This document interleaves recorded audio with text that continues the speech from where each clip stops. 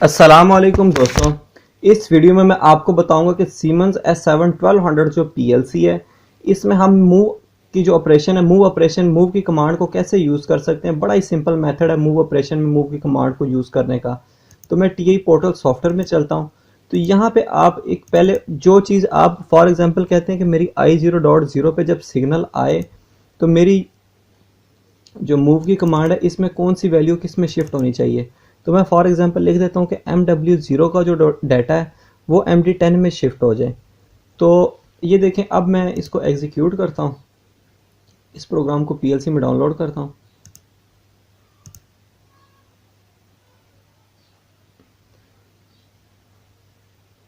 और इसकी सिमुलेशन मैं यहाँ से स्टार्ट कर देता हूँ। अब देखें, इसको भी मैं डेसिमल में कर देता हूँ। तो ये डेसिमल फॉर्म में कर दिया। तो अभी देखें 55 मैंने MW0 में लिखा है, ये सिंगल वर्ड है तो ये इसको शिफ्ट कर रहा है डबल वर्ड में। तो ये मैंने 555 लिख दिया तो इसने डबल वर्ड में इसको शिफ्ट कर दिया। अब अगर मैं इसकी एग्जीक्यूशन स्टॉप कर देता हूँ और यहाँ से इसको अब कोई डाटा राइट भी करूँगा तो ये इसको आगे शिफ्ट नहीं करेगा। ये देखें, ये माइनस में चला जाएगा क्योंकि उसको आगे शिफ्ट नहीं करेगा। फॉर एग्जांपल मैं 1 2 3 लिख देता हूँ तो ये देखें, ये इसको आगे शिफ्ट नहीं करेगा। जैसे ही मैं इसकी इनपुट आएगी तो ये इसको एग्जीक्यूट करके आगे चला देगा कि ये तुमने ये काम करना है। फॉर एग्जांपल इससे हमने कोई टाइमर चलाना है या कोई भी चीज़ चलानी, तो मैं यहाँ से इसको क्लिक करता हूँ और टाइमर ऑन लेके टाइमर ले लेता हूँ। तो MD10 में यहाँ पे इससे वैल्यू ले लेता हूँ कि MD10 में तुम अपनी वैल्यू दो, और इसके यहाँ पे Q से मैं कोई आउटपुट ऑन करवा लेता हूँ, Q0.0 फॉर एग्जांपल ऑन करवा देता हूँ और इसको मैं ऑन कर देता हूँ, ऑनलाइन कर देता हूँ एक दफ़ा।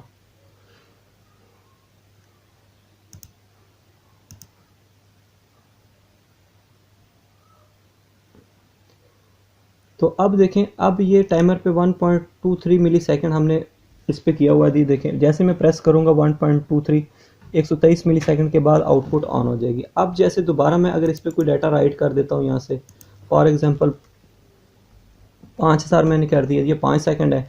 जैसे मैं बिट को ऑन करूँगा तो ये 5 सेकंड के बाद जाके अपने आउटपुट को ऑन करवाएगा।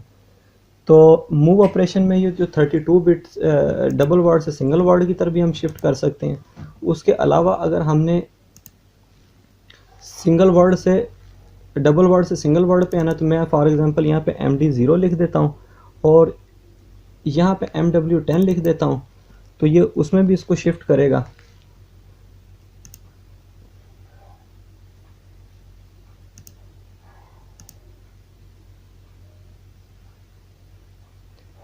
अब देखें MD0 पे मैं यहाँ पे कोई डाटा दे देता हूँ। फॉर एग्जांपल मैंने 50 ये 555 लिख दिया है। तो ये देखें, जैसे ही मैं इसको ऑन करूँगा तो ये उसको उधर शिफ्ट कर देगा कि ये इतनी वैल्यू लिखी थी। और अगर मैं इसको स्टॉप कर दूँगा, अगर दोबारा यहाँ पे कोई वैल्यू और लिख देता हूँ, यहाँ पे फॉर एग्जांपल मैं 55 लिख देता हूँ, तो ये वहाँ पे एग्जीक्यूट नहीं होगी जब तक कि इनपुट से दोबारा ऑन ना हो।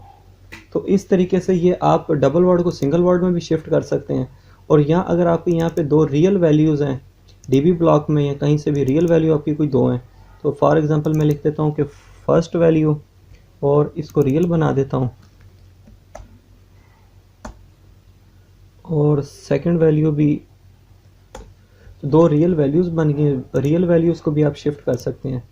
तो मैं यहाँ पे क्लिक करता हूँ तो जो मेरा DB ब्लॉक बना है उसमें से मैं जाके ले लेता हूँ डाटा ब्लॉक, इसमें से सेकंड वैल्यू ले लेता हूँ और यहाँ पे फर्स्ट वैल्यू ले लेता हूँ डाटा ब्लॉक की।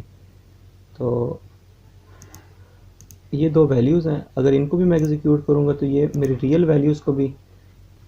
अब देखें यहाँ पे अगर कोई मैं वैल्यू ऐसी लिखता हूँ कि जो इशारिये में होगी तो मैं उसको भी लिख देता हूँ। यहाँ पे फॉर एग्जांपल 55.987 मैं कर देता हूँ।